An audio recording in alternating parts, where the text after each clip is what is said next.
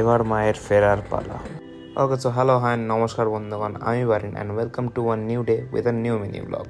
আজ সকালে দোকান খুলতে চলে এসেছিল একটা হোয়াইট সস পাস্তা অর্ডার, তো সেটা বানিয়ে নিয়ে পার্সেল করে দিয়ে দিলাম। তারপর ওদের কিছু কাজ দিয়ে বন্ধুরা মিলে বেরিয়ে গেছিলাম আজকে চন্দননগরে ভাসান দেখবো বলে, কারণ কাজের ফাঁকে জীবনে সব কিছু এক্সপিরিয়েন্স করতে হয়।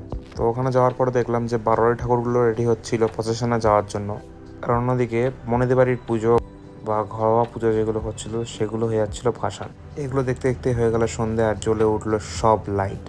চন্দননগর তেলের জন্য বিখ্যাত, তো সেটা দেখে তো চোখ জুড়িয়ে অনবদ্য জিনিস ছিল।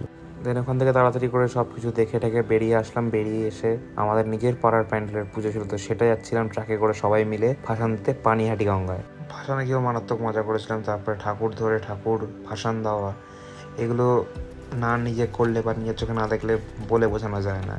তো বাড়ি ফিরে কিছু ফুড প্যাকেটস রেডি করে বেরিয়ে পড়েছিলাম সেগুলো বাইরে দেওয়ার জন্য।